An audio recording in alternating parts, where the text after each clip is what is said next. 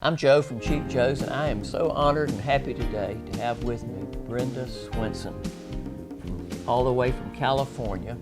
And Brenda has just completed a workshop here at Cheap Joe's, a very successful workshop. Everyone had a wonderful time. They loved it. They loved you, Brenda. We had fun. And we're so glad to have you here. Brenda and I have been friends for many years, and unfortunately don't get to see each other very often, but every couple of years, or 3 or 4 sometimes. But it's like time has not passed when we do come back together, so that's a great thing. Art friends, time never seems long. That's right, that's right. We're going to ask you some questions about your art and your career here. I guess first off, you've always wanted to be an artist, I think, haven't you? Yep, I think since the time I was 8 years old. I knew that that was the one thing that I felt to me that was different, my one little vein of talent. I knew I couldn't sing and I couldn't dance, but I knew art. You could do art, and so that feeling has never changed. No. There have not been this sort of sinking feelings, I call them. Oh, no, I think there may have been moments when I thought, what am I doing? well, I should be better than this by now, but Yeah. then that's usually when I'm growing. But your art has grown. You told me earlier, I think you have seen a growth in your art, and if we didn't see that growth, I think we might get discouraged, but I know you have, and people love what you do. In your workshop, I know you started with a very basic drawing. Drawing's really important, isn't it? Oh, it's everything. Yeah, and especially in watercolor. With oil painting, you can come back and go over areas. With watercolor, your drawing better be your foundation. Pretty have accurate. Some strength. Yeah. So you emphasize that in your workshops. And I think Yes. that's really important. Yeah. And then after the drawing, you simply start putting on paint. Oh, yeah, yeah. And I like to teach a lot about mixing paint on the paper so it has more of a luminescent quality. Yep. And it saves mud. Saves mud. Yeah, if you mix on the paper, you don't get that mud Yes. like you would ordinarily if you mix too much. You have a limited palette of colors. Yes. You don't use 96 colors. No, no. How many? You have like 8 or 10? Well, I have about 18 colors. Oh, you do? Yes, I do. 18 Oh, yeah. colors. Yeah, I have about 18 colors here, but when I travel, I might limit it more to 12. Well, that's still a pretty limited palette. Yeah. Because Yeah. we see people with 30, 40 colors Oh, in no. their palette. I only know those colors real well, and it's knowing the colors well that saves me from getting into trouble. Right. Now, subject. Let's talk about subject just a minute. How do you determine what you're going to paint? Oh, well, a lot of the subject matter I choose is because of not only a personal connection to it, but it has to do with the light. Light really excites me. Coming from California, I'm drawn to the light all the time. It's usually if there's a hard, light source and you have the shadows, that to me, the shadows define more than anything else. It simplifies the subject. Very good. So when you say light, are you talking about where it's coming from, the way it causes a shadow, Well, or reflective light? Or all of it. All of it. I love it. All of it. It all relates at Yes. the same time.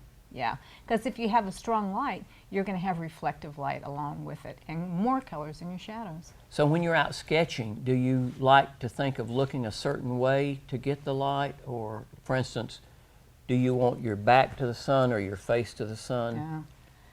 I like to try to work it out to where I have the sun at my back, but I don't like the light on my paper when I'm painting because it makes it too difficult to be able to see the values correctly. So I'm usually turning myself slightly, though the sun Yeah. is behind me. Right. Yeah. With, I've forgotten who said it, but someone said if you face the sun, that's where you get the strongest shadows. Oh. Because the darkness is over there facing the sun. If your back's to the sun, everything's lit and you don't get the shadows. That's why I was wondering which way you like to turn. Yeah. Well, I see, and part of it is the time of the day. Sure. I prefer the morning. Oh, absolutely. At Yeah. noonday, everything's washed out. Well, that's it. You know, yeah. there's not much shadow. Straight down, uninteresting shapes. They're not long and glancing shadows. They're right. just straight down, and there's not that much color in it either. No, you're right. Yeah. So early morning or late day. Midday, usually it's too hot, especially Right. in California. Now, do you prefer to paint in your studio or on location? I love it all. All of it. I love all it the all. above. Yeah, yeah. Well, the thing is, if I'm doing a sketch and the sketch really excites me, I might decide that that's something I want to take to a larger scale. So you do that in your studio. Do that in the studio. Are you able to gather from your sketch the spontaneity in the studio? Never. Or never, do you? Never. Yeah, No. that's my experience also. With I that.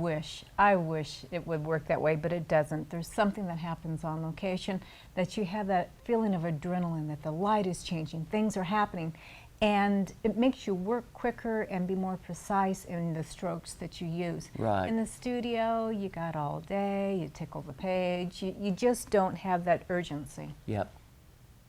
Well, I know that you teach a lot of workshops every year. You're staying very busy with that. You're one of these really soaring, because a lot of people are struggling right now to fill the workshops, and yours are filled just about everywhere you go, I know. Is that your favorite, one of your favorite things, I know, teaching, because you come across so well? Yeah, You must enjoy it. Yeah, I love it. Because it gives me an opportunity, in a way, to kind of spread the news. You Yeah. know? I don't feel that creating art is something that you just keep to yourself. We have a responsibility to pass along the gift that was given to us by somebody. Absolutely. And I feel it from the students. They feel my excitement. They get inspired. And I know that when somebody becomes inspired, I've done my job. Absolutely. Yeah. I think artists are very giving people. Artists seem to want to share their creative talent with other people. I think it's kind of an inborn thing with artists. It should be. And It is. I think so. Are you in galleries? Yeah. Can you tell us about that? I'm Where in people might go to see your original work? my originals, yes. I'm in the gallery in Orange, California. That's called the Schroeder Studio Gallery. Schroeder's Studio Gallery in Orange, California. Orange, California, and it is a watercolor gallery, which I love. Oh boy. Yeah. I bet they love yeah. you there too. Oh, they do, and I'm grateful to be there. That's super. Yeah. And I know you taught a workshop this year in Italy. Yes. That was fun. Oh, it was hard.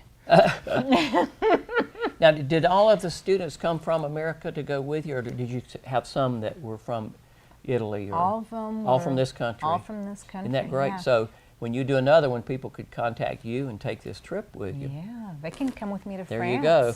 That would be a fun trip, folks, to take.